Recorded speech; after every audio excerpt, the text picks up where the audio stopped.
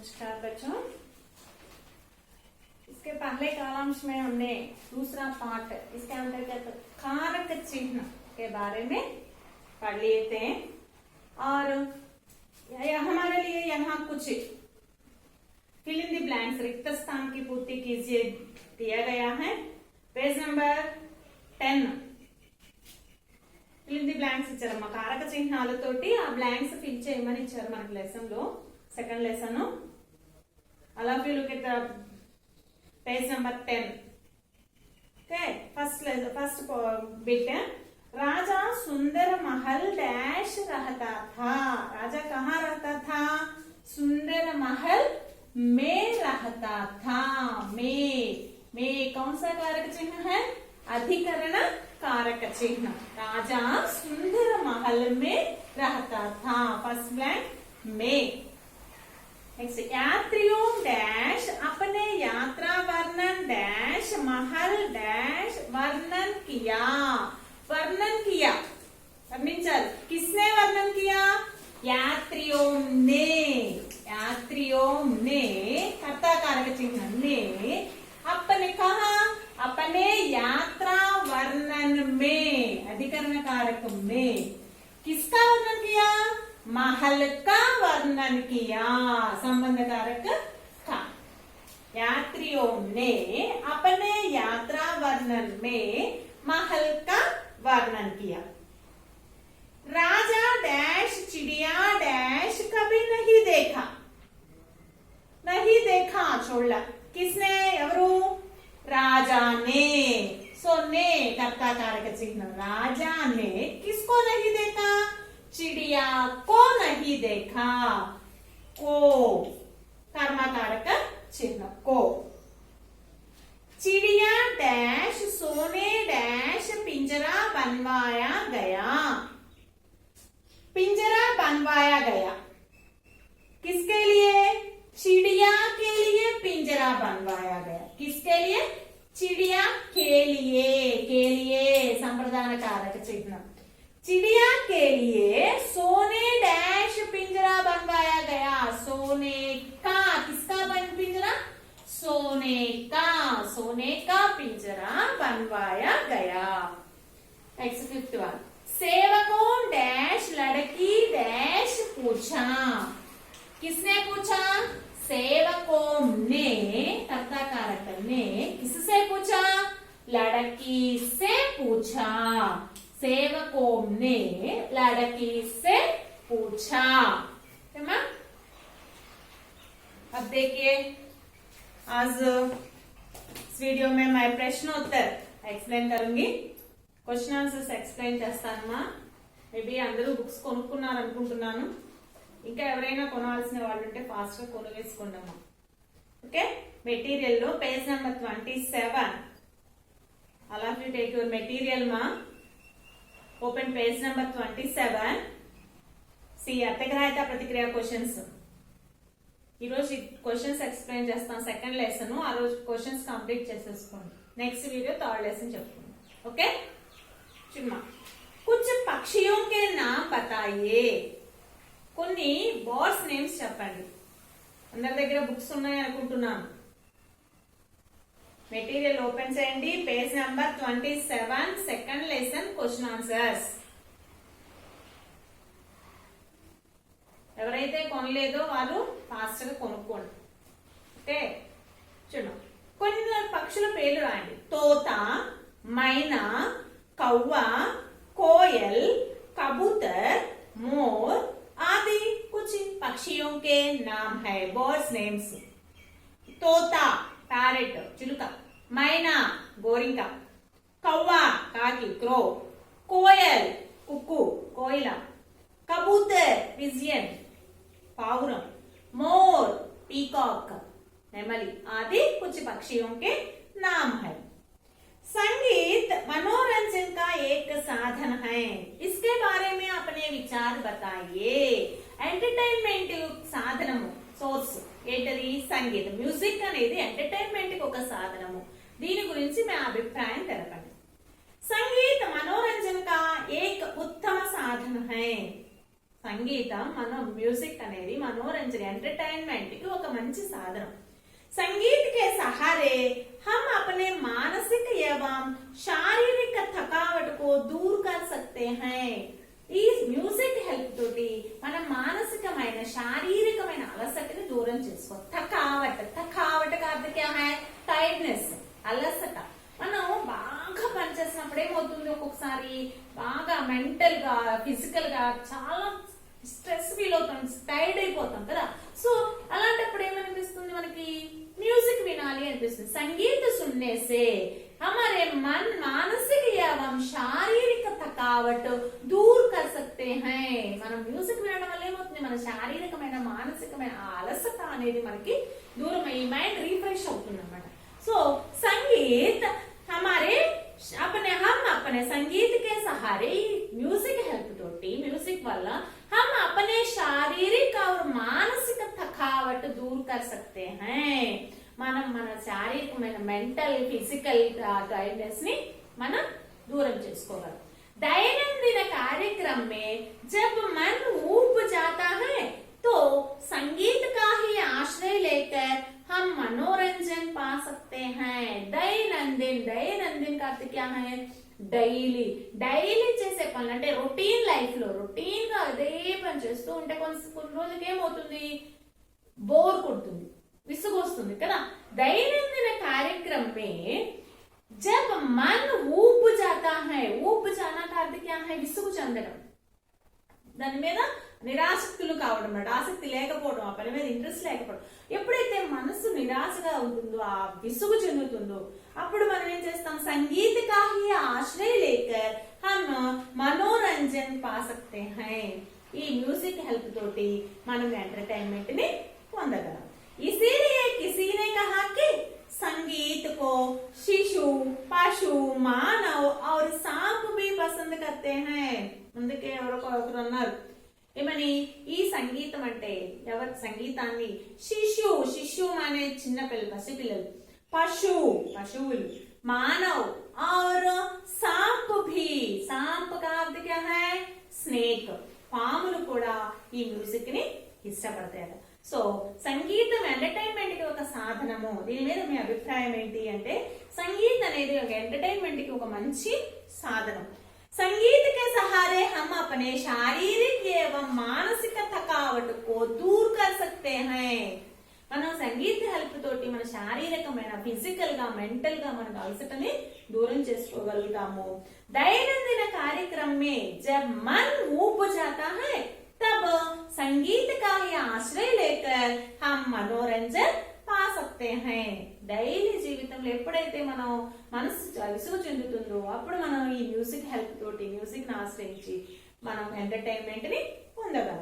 इसीलिए किसी ने कहा कि संगीत को शिशु, पशु, मानव और सांप भी पसंद करते हैं. అందుకనే ఎవరో అన్నారట ఒకరు ఏమని, సంగీతాన్ని శిశువులు, పశువులు, మానవులు మరియు పాములు కూడా ఇష్టపడతాయి. ఓకేమా. నెక్స్ట్ అభివ్యక్తి సృజనాత్మక క్వశ్చన్స్ సీమా, పేజ్ నంబర్ 28. अभिव्यक्ति सृजनात्मकता पेज नंबर 28. मजदूरों और किसानों की दशा सुधारने के लिए हमें क्या करना चाहिए? मजदूर का अर्थ क्या है? लेबर. मजदूर का अर्थ लेबर. मजदूरों और किसानों की दशा सुधारने के लिए లేబర్ మరియు రైతులు, కిసాన్ का अर्थ కృషక్, ఫార్మర్, రైతుల యొక్క స్థితిని మెరుగుపరచడానికి हमें क्या करना चाहिए? మనం ఏం చేయాలి? मजदूरों और किसानों की दशा सुधारने के लिए हमें ये करना चाहिए. రైతులు మరియు కూలీల యొక్క స్థితిని బాగు చేయడానికి మనం ఇవి చేయాలి. ఏమి? మజదూరోं को अधिक वेतन देना चाहिए. ఫస్ట్ వన్, కూలీలకి ఎక్కువ శాలరీ ఇవ్వాలి, మనీ ఎక్కువ ఇవ్వాలి. मजदूरों से ज्यादा घंटे काम ना लेना चाहिए. కూలీలతోటి ఎక్కువ గంటలు ఎక్కువగా పని చేయించకూడదు. दिन में केवल 8 घंटे काम करवाना चाहिए. రోజు మొత్తంలో కేవలం 8 అవర్స్ మాత్రమే పని చేయించాలి. मजदूरों और किसानों के बारे में सोचना और उनकी सहायता करना चाहिए.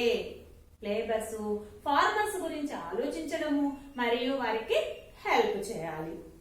किसानों को साक्षर बनाने के लिए प्रौढ़ शिक्षा केंद्र बड़ी मात्रा में खोलना चाहिए. కిసానో కో సాక్షర్ బనానే కే లియే రైతుల్ని అక్షరాస్యులుగా చేయడానికి లిటరేట్ గా చేయడానికి మనం ఏం చేయాలి? ప్రౌఢ శిక్షా కేంద్ర బడి మాత్రమే ఖోల్నా చాహియే. ప్రౌఢ శిక్షా కేంద్ర అడల్ట్ ఎడ్యుకేషన్ సెంటర్స్ అంటే వయోజన విద్యా కేంద్రాలు అంటారు. పెద్దవాళ్ళకి రాత్రిపూట స్కూల్స్ చెప్తూ ఉంటారు చూడండి, చదువు నేర్పిస్తూ ఉంటారు. వయోజన విద్యా కేంద్రాలు అంటారు వాటిని అడల్ట్ ఎడ్యుకేషన్ సెంటర్స్.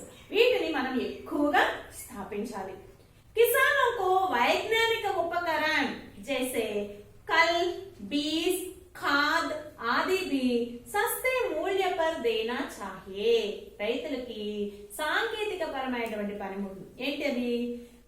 కల్ మిషన్స్, వ్యవసాయానికి ఉపయోగపడే ట్రాక్టర్స్ కానీ ఇంకేమైనా కోత మిషన్స్ కానీ ఇలాంటి machines, Beej seeds, Khad fertilisers ఆది ఇవి మొదలైనవి కూడా సస్తే మూల్య పర్ దేనా చాహియే. చీప్ రేట్ కి మూల్య का अर्थ क्या है? वैल्यू, कास्ट, తక్కువ కాస్ట్ కి ఇవ్వాలి. उन्हें कम सूद पर ऋण देने सहकारी समितियों की स्थापना करनी चाहिए. వారికి తక్కువ వడ్డీకి అప్పులు ఇవ్వడం కోసమని మనం సహకారి సమితి, సొసైటీస్, సహకార సమితులు ఏంటంటే సొసైటీస్ ని స్థాపించాలి. సో రైతులు మరియు కూలీల యొక్క స్థితిని బాగు చేయాలి అంటే మనం ఏమేం చేయాలి? మన రైతులు కూలీలకి స్థితిని బాగు చేయాలంటే లేబర్స్ కి మనం ఎక్కువ వేతనాన్ని ఇవ్వాలి. అలాగే వారితో ఎక్కువ జ్యాదా సే జ్యాదా घंटे काम ना लेना चाहिए. వారు ఎక్కువ సేపు పని చేయించకూడదు. దీన్ని మే కేవल 8 घंटे काम करवाना चाहिए. మొదటి రోజు మొత్తంలో కేవలం 8 అవర్స్ మాత్రమే వారి చేత పని చేయించాలి. అలాగే मजदूरों और किसानों के बारे में सोचना और उनकी सहायता करना चाहिए. వారి గురించి ఆలోచించాలి మరియు వారికి హెల్ప్ చేయాలి. కిసానో కో సాక్షర్ బనానే కే లియే, ఇక చదువుకుని ఉంటేనే కదా వాళ్ళకి ఏదైనా తెలిసేది. సో వాళ్ళని ఎడ్యుకేట్ చేయడం కోసమని ఏం చేయాలి మనం? ప్రౌఢ శిక్షా కేంద్ర బడి మాత్రమే ఖోల్నీ చాహియే. అడల్ట్ ఎడ్యుకేషన్ సెంటర్స్ ని చాలా ఎక్కువగా స్థాపించాలి. కిసానో కో వైజ్ఞానిక ఉపకరణ, ఇక వ్యవసాయానికి ఉపయోగపడిన సాంకేతిక పరమైనటువంటి పనిముట్లు, యంత్రాలు కానీ కల్, బీజ్ ఔర్ ఖాద్ భీ, యంత్రాలు, మిషన్స్ లేదా సీడ్స్, ఫెర్టిలైజర్స్ ఆల్సో కమ్ సూద్ పర్ సస్తే మూల్య పర్ దేనా చాహియే. తక్కువ ధరకే ఇవ్వాలి. నెక్స్ట్ ఉన్హే కమ్ సూద్ పర్ రుణ దేనే. వారు వ్యవసాయానికి అవసరమైనటువంటి వ్యవసాయానికి ఖర్చులు కావాలి. సో వారు ఎక్కడికైనా వెళ్ళి వేరే వారి దగ్గర ఇంట్రెస్ట్ తెస్తే ఎక్కువ ఇంట్రెస్ట్ కదా. సో అలా కాకుండా వారికి తక్కువ ఇంట్రెస్ట్ కే మనం తక్కువ వడ్డీకి అప్పులు ఇవ్వడం కోసం సహకారి సమితియోకి స్థాపన करनी चाहिए. सोसाइटीज ने स्थापिंचाली. Okay, next question. राजा ने चिड़िया के लिए सोने का पिंजरा बनवाया था. రాజుగారు బర్డ్ కోసం ఏం ఏర్పాటు చేయించారు, తయారు చేయించారు? సోనే కా పింజరా, బంగారపు పంజరం చేయించారు. आपकी नजर में चिड़िया को पिंजरे में रखना उचित था? बर्ड ని ఆ బోన్ లో ఉంచడం కరెక్టేనా? అపనే ఉత్తర్ కా కారణం బతాయే. కరెక్ట్ అయితే దానికి కారణం ఏంటి? కాదు అంటే ఎందుకని కాదు, దానికి కారణం చెప్పమన్నారు. రాజా నే చిడియా కే లియే సోనే కా పింజరా బన్వాయా థా. రాజుగారు బర్డ్ కోసం బంగారపు పంజరాన్ని తయారు చేయించారు. मेरी नजर में चिड़िया को पिंजरे में रखना उचित नहीं था. నా దృష్టిలో అయితే నజర్ का अर्थ क्या है? साइट, दृष्टि. नजर का अर्थ दृष्टि, साइट. मेरी नजर में, నా దృష్టిలో चिड़िया को पिंजरे में रखना नहीं था, उचित नहीं था. ఆ బర్డ్ ని బోన్ లో బంధించడం అనేది కరెక్ట్ కాదు. यह बड़ा अनुचित था, ఇది చాలా అనుచితమైనది. मेरे उत्तर का कारण यह है कि, నా సమాధానం కారణం అడిగారు కదా, కారణం ఏంటి? यह एक चिड़िया को पिंजरे में बंद कर उसकी स्वतंत्रता में बाधा पहुंचाना बड़ी गलती है. ఏదైనా ఒక పక్షిని పింజరే మే బంద్ కర్, బోనులో బంధించి ఉస్కి స్వతంత్రత మే బాధా పహుంచానా, వాడి యొక్క అది స్వతంత్రంగా ఎక్కడికైనా ఎగిరిపోగలదు కదా, దానికి స్వతంత్రం ఉంది. కానీ దాన్ని ఒక బోన్ లో బంధించేసి ఎక్కడికి వెళ్ళడానికి లేదు, నువ్వు ఇక్కడే మా ఇంట్లోనే ఉండాలి అని చెప్పేసి దాని స్వాతంత్రానికి బాధ కలిగించడం అనేది తప్పు. उसी प्रकार एक चिड़िया के कारण सोने से पिंजरा बनाना धन को निरुपयोग करना है. అదే విధంగా ఇంకొకటి కారణం ఏంటి? ఒక బోర్డు కోసం బంగారపు పంజరాన్ని తయారు చేయించడం అనేది ధన్ కా నిరుపయోగ కర్నా హై, మనీని వ్యర్థం చేయడం, వేస్ట్ చేయడం. उसे यदि मजदूरों और किसानों की भलाई में खर्च करे तो बहुत अच्छा होगा. దాన్ని ఆ బంగారపు పంజరం బదులు ఆ డబ్బుని ఎవరైనా కూలీలకు కానీ రైతుల యొక్క స్థితిని మెరుగుపరచడానికి కానీ వారి మేలుకు ఉపయోగిస్తే అది చాలా బాగుంటుంది. ఒక పక్షి కోసం బంగారంతో అంత డబ్బు పెట్టి బంగారపు పంజరం, దానివల్ల యూజ్ ఏం లేదు కదా, బంగారపు పంజరమైనా ఒకటే, ఇనుప బోనైనా ఒకటే, పక్షి ఉండడం కోసమే. సో ఒక పక్షి కోసం అంత డబ్బు వేస్ట్ చేయడం అనేది కరెక్ట్ కాదు. ఆ మనీని ఎవరైనా లేబర్ కానీ లేదా రైతుల మేలు కోసం ఉపయోగిస్తే అది చాలా బాగుంటుంది. సో పక్షిని బంగారపు పంజరంలో బంధించడం, ఉంచడం అనేది, పక్షి కోసం బంగారపు పంజరం తయారు చేయడం అనేది కరెక్టా కాదా? కరెక్ట్. మీ సమాధానానికి కారణం ఏంటి అని అడిగారు. సో రాజుగారు చిడియా కోసం చిడియా కే లియే సోనే కా పింజరా बनवाया था. ఒక బంగారపు పంజరాన్ని తయారు చేసి, మేరీ నజర్ మే వహ ఉచిత్ నహీ థా, ఆ దృష్టిలో అయితే అది కరెక్ట్ కాదు. ఎందుకని? సోనే కే పింజరే మే బంద్ కర్ చిడియా కి స్వతంత్రత మే బాధా పహుంచానా ఉచిత్ నహీ థా. ఒక బంగారపు పంజరంలో బంధించేసి పక్షి యొక్క స్వాతంత్రానికి బాధ, ఆటంకం కలిగించడం అనేది కరెక్ట్ కాదు. యా బడా అనుచిత్ థా, ఇది చాలా అనుచితమైనది. అలాగే ఒక ఏక పక్షి के लिए सोने का पिंजरा बनाना धन को निरुपयोग करना ही है. ఒక పక్షి కోసం బంగారపు పంజరాన్ని తయారు చేయించడం అనేది ధనాన్ని, మనీని వేస్ట్ చేయడమే. ఇలా దానికోసం కాకుండా ఉసేది మజదూరోं और किसानों की भलाई में खर्च करे तो वो बहुत अच्छा होगा. అది ఆ మనీని లేబర్ కానీ రైతుల యొక్క స్థితిని మెరుగుపరచడానికి, వాళ్ళ మంచి కోసం ఖర్చు చేస్తే అది చాలా బాగుంటుంది.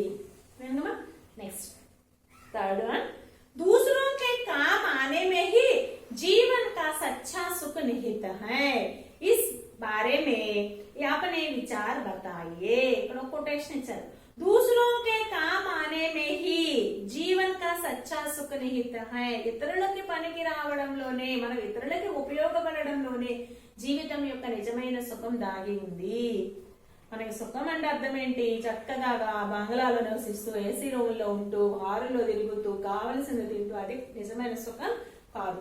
నిజమైన సుఖం ఏంటి అంటే మనం ఇతరులకి ఉపయోగపడాలి, మన వల్ల ఇతరులకి ఏదో ఒక ప్రయోజనం ఉండాలి. అలాంటి అలాంటప్పుడే మన జీవితానికి ఒక నిజమైన సుఖం అనేది ఉంటుంది. దీని మీద మీ అభిప్రాయం చెప్పండి. మానవ సామాజిక ప్రాణి హై, अपने हित के साथ साथ उसे दूसरों की भलाई करने के बारे में भी सोचना है. मानव सामाजिक प्राणी है, सोशल एनिमल, సంఘజీవి. ఒక సమాజంలో జీవిస్తున్నామని, ఓన్లీ సొసైటీలో మనం ఒక్కరమే ఉంటున్నామా? లేదు కదా, ఒక్కరమే మనం జీవించలేము. సో మానవుడు ఎలాంటి వాడు అంటే సమాజంలో నివసిస్తున్నాడు, సామాజిక ప్రాణి. अपने हित के साथ साथ, हित का अर्थ क्या है? भलाई, गुडनेस, मेल. अपने हित के साथ साथ తన ప్రయోజనం, తన మేలుతో పాటుగా दूसरों की भलाई करने के बारे में भी सोचना है. ఇతరులకి మేలు చేసడం గురించి కూడా నేను తిన్నానా, నేను ఉన్నానా, నేను అదే శ్లోకం అని కాకుండా మన మేలుతో పాటు ఇతరుల గురించి కూడా, వారి ప్రయోజనాల గురించి కూడా ఆలోచించాలి. సంసార్ మే అకేలే ఏక్ వ్యక్తి కోయి కా పూరా నహీ కర్ సక్తా. ప్రపంచంలో కేవలం ఒకే వ్యక్తి ఎలాంటి పని పూర్తి చేయలేడు, ఏ పనిని కూడా ఒంటరిగా ఒక వ్యక్తి పూర్తి చేయలేడు. इसके लिए लोगों की सहायता जरूर लेना है. ఆ పని పూర్తి చేసుకోవడం కోసం ఇతరుల యొక్క హెల్ప్, ప్రజల యొక్క హెల్ప్ తప్పకుండా తీసుకోవాలి. जीवन निर्वाह के लिए भी हम दूसरों पर आश्रित रहते हैं. మన జీవితాన్ని గడపడానికి కూడా మనం ఇతరుల మీద ఆధారపడి ఉంటాం. ఫర్ ఎగ్జాంపుల్, మనకి కావాల్సిన బట్టలు మనమే నేర్చుకొని, మనమే కుట్టుకొని, మనమే వేసుకుంటామా? లేదు కదా. సో మనం తినడానికి తిండి, మన గింజలు అన్ని మనమే పండించుకుంటామా? మన ఇంటికి అవసరమైన పాత్రలన్నీ మనమే తయారు చేసుకోగలమా? లేదా మన ఇంటికి అవసరమైనటువంటి ఈ వుడ్డుతో తయారు చేసిన వస్తువులన్నీ మనం తయారు చేసుకోగలమా? మన ఇంటిని నిర్మించుకోవాలి అంటే వుడ్డు అంతా కావాలి, అవన్నీ మనం చేయగలమా? లేదా ఒక ఇంటిని నిర్మాణం చేయాలి అంటే మనం ఒక్కరమే ఆ ఇంటిని నిర్మించుకోగలమా? సో మనం ఒంటరిగా ఏ పని కూడా చేయలేము. మన జీవితాన్ని గడపడానికి కూడా మనం ఇతరుల హెల్ప్ అనేది తప్పకుండా తీసుకుందాం. ऐसी हालत में हम दूसरों का भी महत्व जानकर उनके काम आए तो सबका निर्वाह सुचारू रूप से हो सकता है. కాబట్టి అలాంటి పరిస్థితుల్లో మనం ఇతరుల యొక్క ఇంపార్టెన్స్ ను కూడా గుర్తిరిగి వాటిని కూడా గుర్తించి వారికి కూడా పనికి వస్తే అందరి పనులు సరైన రీతిలో జరుగుతాయి. మనం మన దగ్గర ఇంత డబ్బు ఉండొచ్చు, కానీ ఫార్మర్ పంట పండించకపోతే మనం ఏం తినగలం? లేదు కదా. ఆయన ఇంపార్టెన్స్ ఆయనకుంది. ఫార్మర్ అనగానే చిన్న చూపు చూస్తూ ఉంటాం. కానీ ఒక రైతు పంట పండిస్తేనే కదా కిసాన్ కే ఆ దిన్ రాత్ మెహనత్ కర్కే అన్న ఉగాతే హై, హమారే భూక్ మిటాతే హై. రాత్రి బవల్లో ఆ పొలాల్లో పనిచేసి అన్నాన్ని పండిస్తాడు, ఆహారాన్ని పండిస్తాడు, మన ఆకలిని తీరుస్తాడు. సో అలాంటి వ్యక్తిని మనం చిన్న చూపు చూస్తే మన దగ్గర ఎంత డబ్బు ఉంటే ఉపయోగమే ఉంది? మన తినడానికి తిండి గింజలు ఎక్కడి నుంచి రావాలి?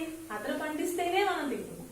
సో ఇతరుల యొక్క ఇంపార్టెన్స్ ని కూడా గుర్తించి వారికి కూడా మనం ఏదో ఒక విధంగా హెల్ప్ చేస్తూ ఉపయోగపడితే అప్పుడు అందరి సరైన రీతిలో అందరి జీవితాలు బాగుంటాయి. अपने स्वार्थ भावना भूलकर दूसरों की सहायता करना मानव का प्रथम कर्तव्य है. తన స్వార్థ భావాన్ని, సెల్ఫిష్ అనే దాన్ని వదిలివేసి ఇతరులకి పనికి రావడం, ఇతరులకి హెల్ప్ చేయడమే మనిషి యొక్క ప్రథమ బాధ్యత. इससे ही मानव सच्ची सुखी और सार्थक व्यक्ति बन सकता है. దీని ద్వారానే మనిషి సుఖంగా ఉన్నటువంటి సార్థకమైనటువంటి జీవితాన్ని గడపగలడు, సార్థకమైన వ్యక్తిగా మారుతాడు. నెక్స్ట్ సారాంశ క్వశ్చన్, మోస్ట్ ఇంపార్టెంట్. పోయట్రీ నుంచి ఒక సారాంశం రాయాల్సి ఉంటుంది.